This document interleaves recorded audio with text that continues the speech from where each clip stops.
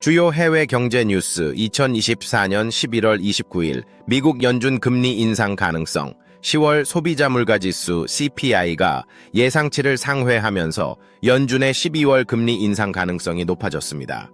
이는 시장의 불확실성을 더하고 있으며 기술주 중심으로 증시 하락 압력을 가하고 있습니다.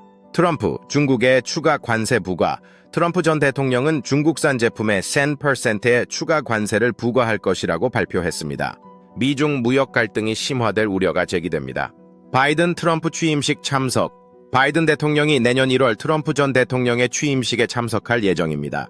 정권 교체기에도 불구하고 정치적 안정을 위한 행보로 해석됩니다. 중국 증시 신용융자 잔액 증가. 중국 증시의 신용융자 잔액이 증가세를 보이고 있습니다. 투자 심리가 개선되고 있지만 과도한 레버리지에 대한 우려도 제기됩니다. 지방정부 채무 해소. 중국 정부가 지방정부의 채무 문제 해결을 위해 1.2조 위안 규모의 특별채를 발행했습니다. 지방정부의 재정 건전성 확보 노력이 이어지고 있습니다. 유럽 경제 위기. 독일의 폭스바겐, 티센크루프 등 주요 기업들이 경영난을 겪으면서 유럽 경제 위기가 확산될 우려가 커지고 있습니다. EU, 대한항공 아시아나 합병 승인. 유럽연합집행위원회 EC가 대한항공과 아시아나항공의 기업 결합을 최종 승인했습니다. 국내 항공산업 재편에 대한 기대감이 높아지고 있습니다. 러시아 군인 보너스 인상. 러시아 정부가 군인들의 사기 진작을 위해 보너스를 인상했습니다. 우크라이나 전쟁 장기화에 따른 병력 확보 노력으로 풀이됩니다. 호주 16세 미만 청소년 SNS 사용 금지. 호주에서 16세 미만 청소년의 SNS 사용을 금지하는 법안이 추진되고 있습니다. 청소년의 온라인 안전 및 정신건강 문제에 대한 우려가 반영된 조치입니다. 비트코인 시황 2024년 11월 29일 시황.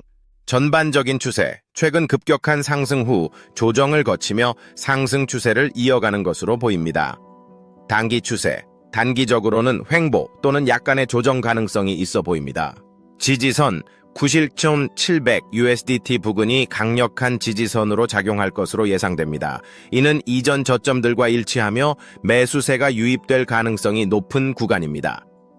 저항선 96.700 USDT 부근이 단기 저항선으로 작용할 것으로 예상됩니다. 이를 돌파할 경우 101.900 USDT까지 상승할 수 있습니다. 이동평균선, 단기 이동평균선이 장기 이동평균선을 상향 돌파하며 골든 크로스가 발생했습니다. 이는 상승 추세를 지지하는 신호입니다. 주요 뉴스. RSI 지표는 과매수 구간에 진입했다가 다시 하락하고 있습니다. 단기적인 조정 가능성을 시사합니다. MACD 지표는 긍정적인 신호를 보이고 있지만 히스토그램이 감소하는 추세입니다. 모멘텀이 약화될 수 있음을 의미합니다. 캔들 패턴, 차트에서 캔들 패턴을 분석하여 추세 전환 신호를 파악할 수 있습니다. 예를 들어 망치형 캔들은 상승 반전 신호, 유성형 캔들은 하락 반전 신호를 나타낼 수 있습니다. 비트코인은 전반적으로 상승 추세를 유지하고 있지만 단기적으로는 조정 가능성이 있습니다.